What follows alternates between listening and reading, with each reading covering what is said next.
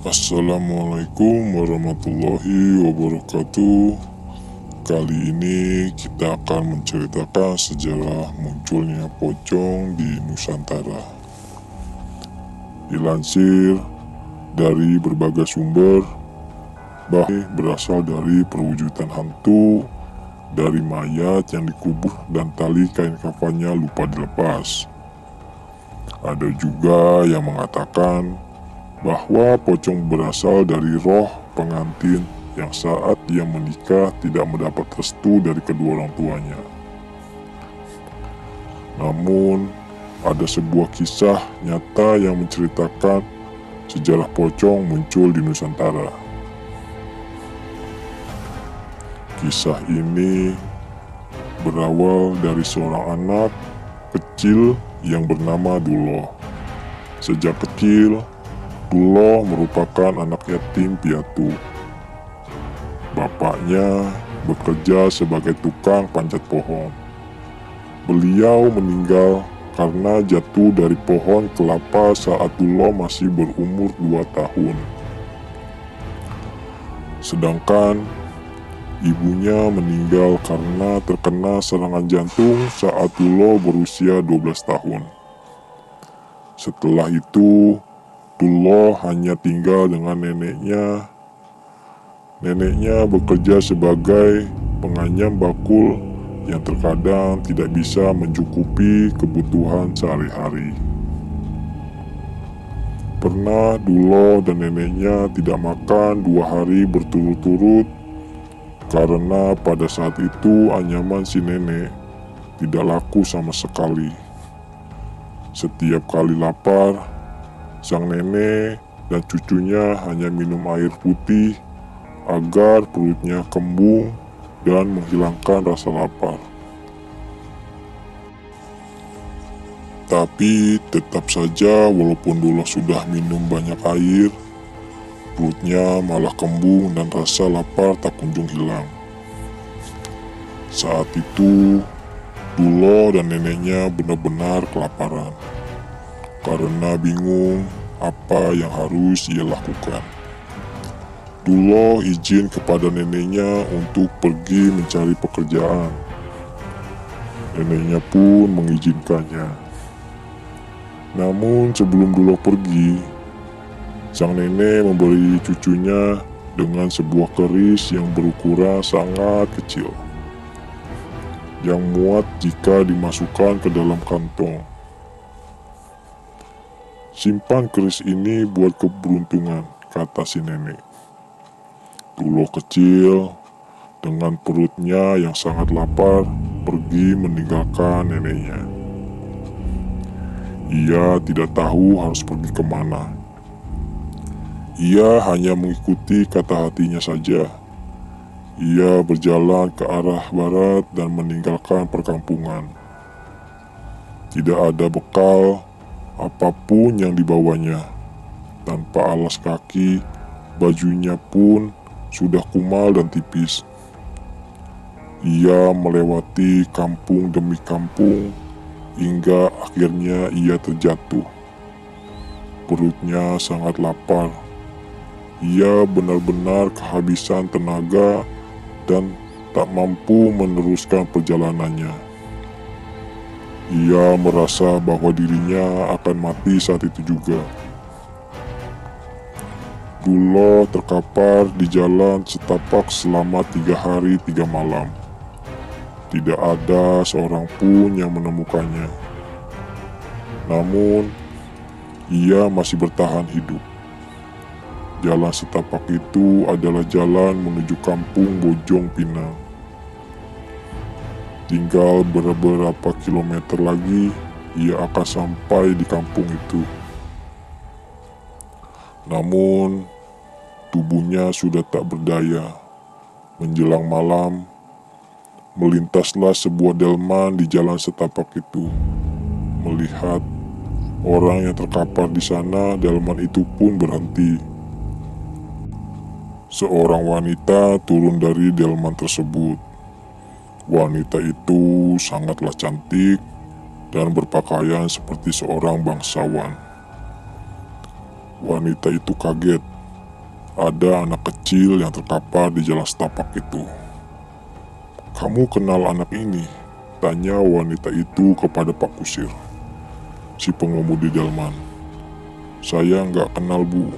Mungkin dia berasal dari kampung sebelah," jawab Pak Kusir. Wanita itu bernama Inggit. Ia adalah istri dari seorang terkaya dari kampung Bojong Pinang. Ia hendak menjenguk saudara yang melahirkan dari kampung sebelah. Namun, melihat ada anak kecil yang terkapar di tengah jalan, ia benar-benar kasihan. Ia memperhatikan anak itu dan ternyata Dulo masih hidup. Kedua matanya masih berkedip, tapi Dulo tidak bisa mengucapkan sepatah kata pun. "Kamu dari mana, Nak?" tanya si Inggit. Sambil menatap wajah Dulo, Dulo hanya bisa menjawab dengan bahasa isyarat. Perlahan ia mengangkat jarinya dan menunjuk ke arah timur. "Bawa dia ke atas delman ya," kata Inggit. Pak Kusir pun menurutinya. Ia membopong tubuh Dulo ke atas delman. Dulo pun dibawa oleh Inggit. Sepanjang perjalanan, ia diberi makan dengan nasi ketan. Dulo memakannya dengan sangat lahap, dan perlahan ia pun sudah mulai bisa bicara. Ia bilang ke Inggit bahwa ia berhari-hari tidak makan. Ia juga meminta tolong ke Inggit untuk memberi neneknya makan. Singkat cerita, setelah Inggit menjenguk saudaranya, ia pun langsung pergi ke rumah Dulo untuk menolong neneknya. Inggit membawa nasi dan lauk pauk yang diambil dari rumah saudaranya. Namun nasib buruk menimpa sang nenek malang itu. Saat Inggit dan Dulo tiba di sana, nenek itu sudah meninggal. Nenek itu pasti mati kelaparan. Di desa, Dulo memang sedang dalam keadaan paceklik. Warga di sana banyak yang kelaparan dan hidup susah. Setelah nenek Dulo dimakamkan, 1 hari kemudian Inggit kembali menemui Dulo.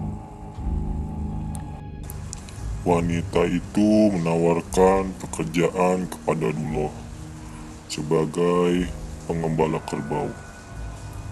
Kebetulan kerbau milik keluarga Inggit dan ia butuh tambahan pengembala. Dulo dengan senang hati menerima pekerjaan itu.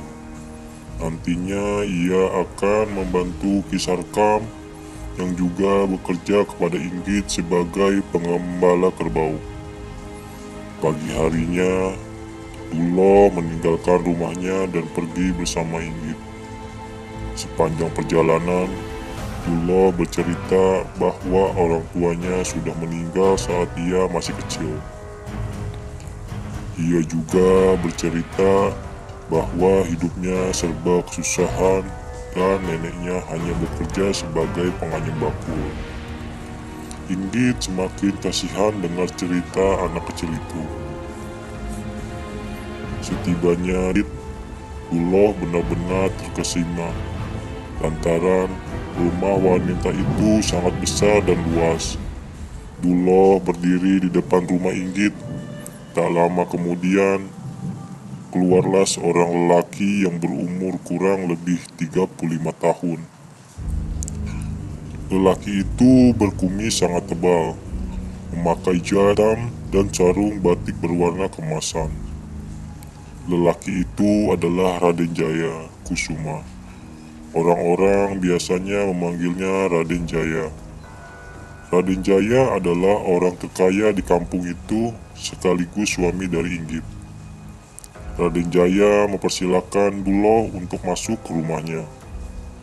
Dulo disuguhi buah-buahan dan makan makanan enak.